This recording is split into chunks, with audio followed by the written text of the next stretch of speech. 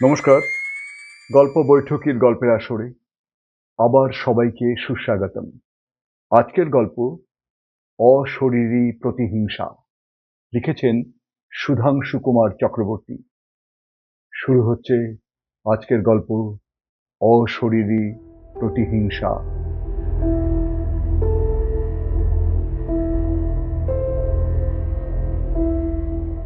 গল্প শুনছিলাম মেজো কাকার কাছে। মেজো কাকা রেলের বড় অফিসার, প্রায়ই সেলুন ট্রেন চড়ে ঘুরে বেড়ান, আর সেসব অভিজ্ঞতার কথা বাড়িতে এসে আমাদের বলেন। মেজো কাকা এলেই তাই বাড়িতে খুব হইচই পড়ে যায়।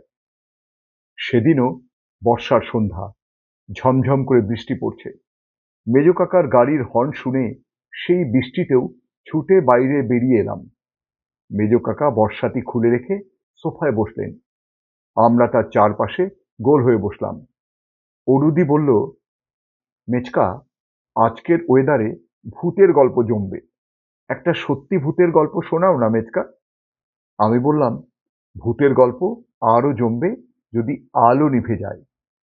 বলতে বলতে দপদপ করে আলো নিভে গেল। চারধারে ঘুটঘুটি অন্ধকার, শাঁ শাঁ করে ঝড় আর ঝমঝম করে বৃষ্টি পড়ার শব্দ শোনা যাচ্ছে।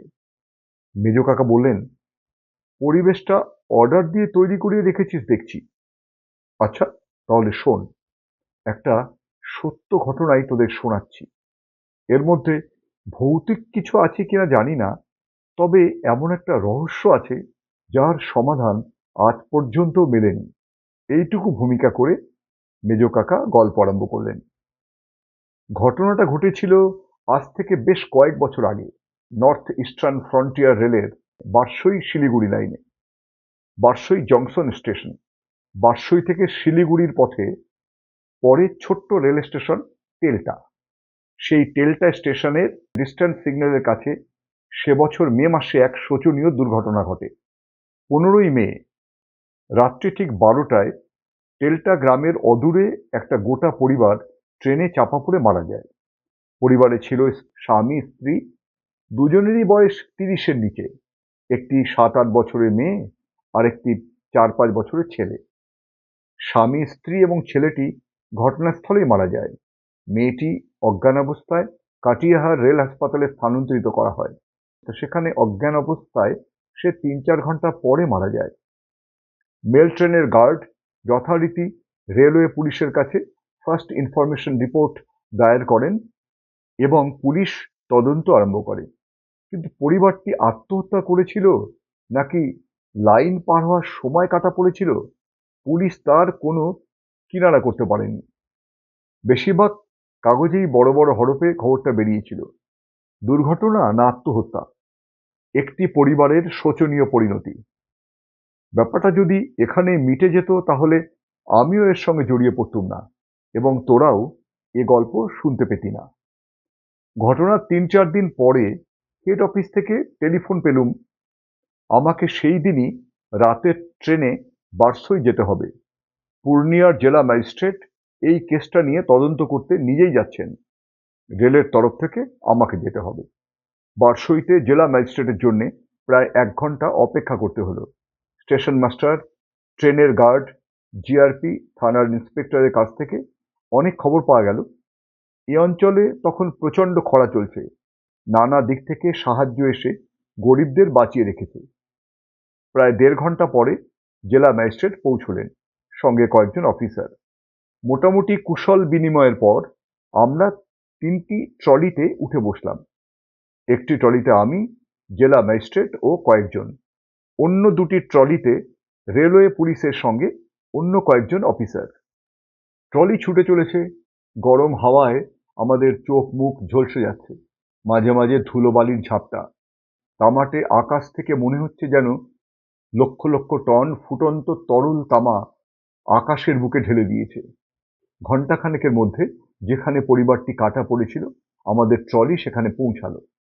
গল্পের বেসরকারি গোয়েন্দারা ঘটনাস্থলে পৌঁছেই কোনো সূত্র আবিষ্কার করেন, কিন্তু আমরা সেখানে এমন কিছুই পেলাম না যা থেকে বোঝা যেতে পারে পরিবারটি ক্ষুধার জ্বালায় আত্মহত্যা করেছিল বা তাদের অন্য কোনো কারণে মৃত্যুবরণ করতে হয়েছিল। ঘটনাস্থলে একটা হারিকেন লণ্ঠন এবং একটি জলের পুঁজো পাওয়া গিয়েছিল। হেরিকেন লন্ঠন ও জল নিয়ে কেউ আত্মহত্যা করতে যায়? কিন্তু আত্মহত্যার সপক্ষে প্রমাণ, বাড়ির কর্তা মেয়েটিকে ভালো করে নিজের পিঠে বেঁধে নিয়েছিল যাতে মেয়েটি পালাতে না পারে। সেটা কি হাত বন্ধ থাকায় রাত্রে লাইন পেরোতে মেয়ে পড়ে যায় না বলে? লোকটি ঘটনার প্রায় ২-৩ মাস আগে থেকে রোগে ভুগছিল। পুলিশের ধারণা, রোগে ও চিন্তায় তার মাথা খারাপ হয়ে গেছিল। ছেলে মেয়েদের মামাবাড়ি নিয়ে যাওয়ার নাম করে বাড়ি থেকে বেরিয়ে সকলে আত্মহত্যা করেন। ওদের মামাবাড়ি রেল লাইনের অন্য পারে। কিন্তু প্রশ্ন থেকে যায়, ছেলে মেয়েদের মা রাত্রি ১২টায় বাড়ি থেকে বার হতে বা পরে আত্মহত্যা করতে রাজি হলেন কেন? যা হোক, রেলের কোনো গাফিলতি পাওয়া গেল না। ঘটনাস্থল দেখা শেষ হলো প্রায় বেলা ১১টায়। লোকটির বাড়ি ঘটনাস্থল থেকে প্রায় আধ মাইল দূরে। লোকটির নাম জানতে পারলাম অমৃত। অমৃতের বাড়ি যখন পৌঁছালাম তখন ঠিক দুপুরবেলা।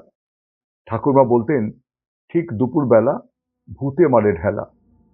আমাদের সঙ্গে অনেক লোক থাকা সত্ত্বেও অমৃতের বাড়ির ভেতরে ঢুকতে গা ছমছম করতে লাগলো। মনে হলো যেন কেউ আমার দিকে ঢেলা ছুঁড়ে মারল। মনে হলো যেন কোনো অশরীরী আত্মা দরজার আগুলে দাঁড়িয়ে আছে। তাকিয়ে দেখি জেলা ম্যাজিস্ট্রেট ও অন্যান্য সকলের একই অবস্থা।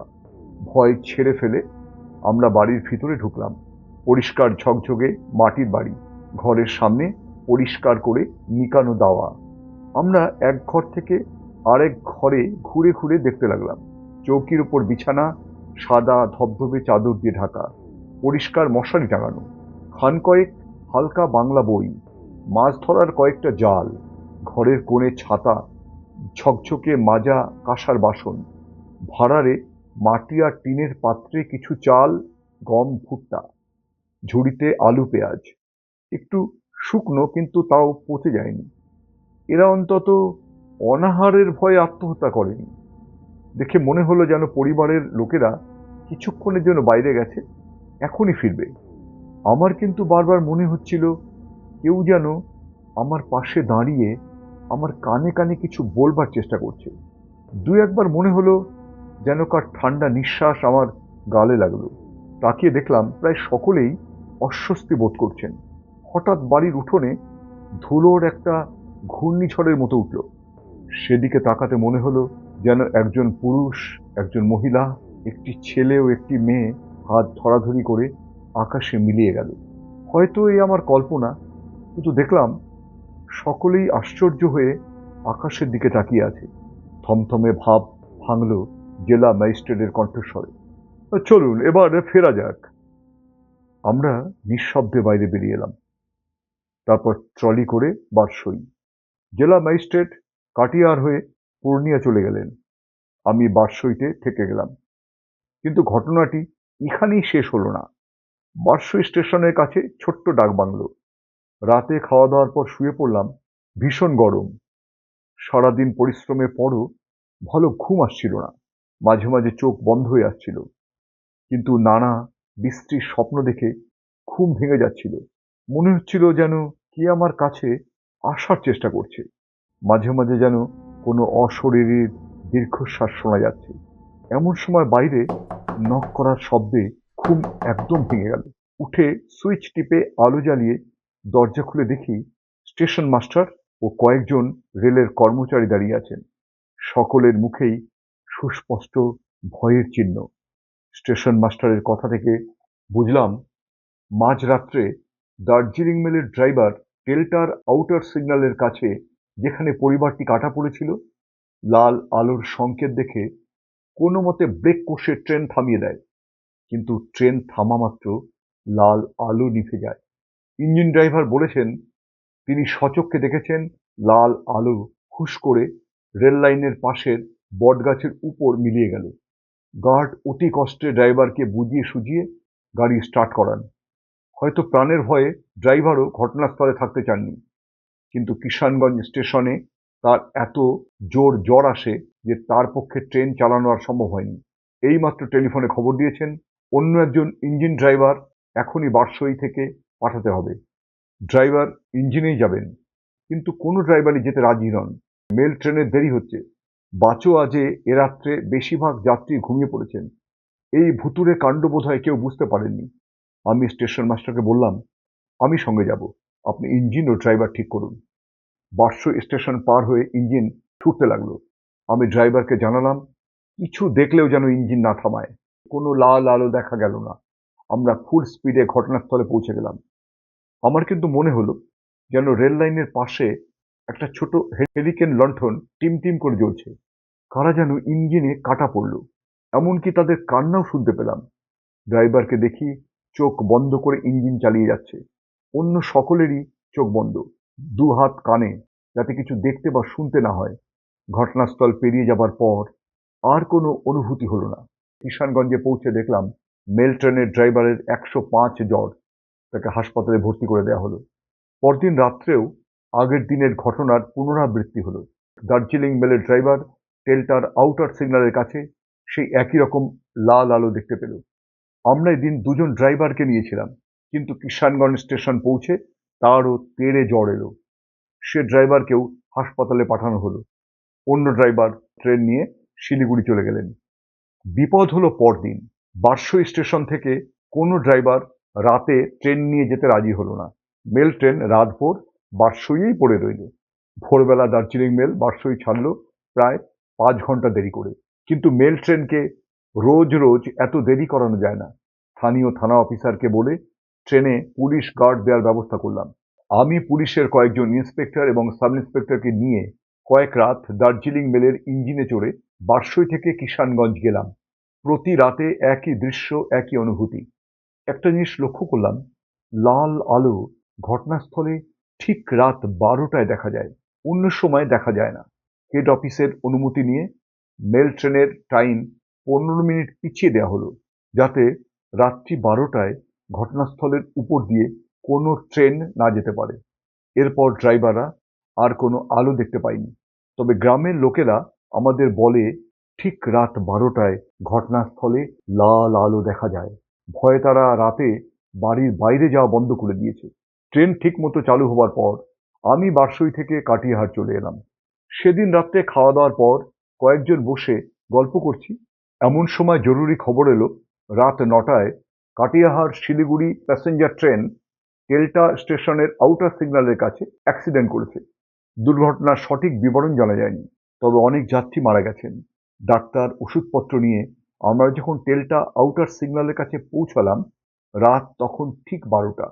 চমকে উঠে লক্ষ্য করলাম টেলটা আউটার সিগন্যালের কাছ থেকে লাল আলো উঠে বটগাছের মাথায় মিলিয়ে গেল। আমাদের ট্রেনও থামল। প্যাসেঞ্জার ট্রেনটি একটু আগে দাঁড়িয়ে। ভয়ার্ত যাত্রীরা ট্রেনের দরজা জানলা বন্ধ করে বসে আছে। আউটার সিগন্যালের ও রেল লাইনের উপর এবং পাশে মৃত এবং মুমূর্ষদের দেহ পড়ে আছে। আহতদের কাতর চিৎকার শোনা যাচ্ছে। খোঁজখবর নিয়ে দেখা গেল 18 জন নিহত এবং 4 জনের আঘাত গুরুতর।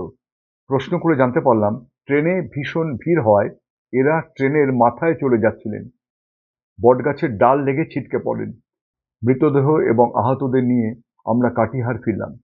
প্যাসেঞ্জার ট্রেনটি কিষানগঞ্জের দিকে রওনা হয়ে গেল। 4 জন আহত যাত্রী মারা গেলেন, তবে তাঁদের মধ্যে একজনের মারা যাওয়ার আগে জ্ঞান হয়েছিল। তিনি বললেন, ট্রেনটা টেলটার আউটার সিগন্যালের কাছে পৌঁছানোর আগে তিনি দেখেন একটা লাল আলো বটগাছ থেকে নিচে নেমে আসছে। তিনি সেদিকে তাকিয়ে থাকেন। তার মনে হয় কারা যেন ট্রেনের মাথা থেকে যাত্রীদের নিচে ফেলে দিচ্ছে। ভয়ে তিনি একপাশে সরে যান। তারপর কি হয় তার মনে নেই। এই কটি কথা বলতে বলতে তিনি ফের অজ্ঞান হয়ে পড়েন। তারপর তার জ্ঞান আর ফেরেনি। পরদিন খবর পেলাম মেল ট্রেনের ড্রাইভার, যার ট্রেনে পরিবারটি কাটা পড়েছিল, সেও ওই ট্রেনে ছিল। টেলটা আউটার সিগন্যাল পার হওয়ার পর তার কাঁপুনি দিয়ে জ্বর আসে। তাকে কিষানগঞ্জ হাসপাতালে ভর্তি করা হয়। অবস্থা ভালো নয়। এর পরের ঘটনা আরও সাংঘাতিক। বেশ কয়েকদিন বাইরে কাটিয়ে কলকাতায় ফিরে এসেছি। এমন সময় কাটিহার থেকে একটা মর্মান্তিক খবর পেলাম। খবরটা দিয়েছেন ডিস্ট্রিক্ট ট্রাফিক সুপারিনটেন্ডেন্ট। আমি ফিরে আসার পরই তিনি একদিন ঠিক করলেন বটগাছটা কাটিয়ে দেওয়া দরকার, কেননা তাতে হয়তো সব ঝামেলা মিটে যাবে। এই মনে করে গাছটি কাটার অর্ডার দিলেন তিনি। কিন্তু আশ্চর্য, গাছটা কাটার জন্য কাউকে পাওয়া গেল না। এরপর তিনি 500 টাকা পুরস্কার ঘোষণা করলেন, অর্থাৎ যে কাটবে তাকে এই টাকা দেয়া হবে। কিন্তু তাও কেউ এগিয়ে এলো না। শেষে একজন রেলের কর্মচারী এগিয়ে এলো একদিন। খুব গরিব ছিল, টাকার লোভ সামলাতে না পেরে বটগাছটি কেটে ফেলল।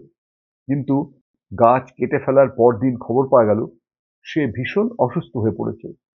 আর একটু পরেই অনেকেরই চোখে পড়েছে মুখে রক্ত উঠে লোকটি হঠাৎ ছটফট করতে করতে মারা গেল। শুধু তাই নয়, ঠিক সেই সময় খবর আসে মেল ট্রেনের সেই ড্রাইভারও কিষানগঞ্জ হাসপাতালে মারা গেছে। সেই শেষ। এরপর আর ডেল্টা আউটার সিগন্যালের কাছে আর এই ধরনের উপদ্রবের কোনো ঘটনা ঘটেনি। গল্প শেষ হলো। আচমকা দপদপ করেই জ্বলে উঠল আলো। হঠাৎ মনে হলো সেই আলোটাই যেন ফিরে এসেছে এখানে।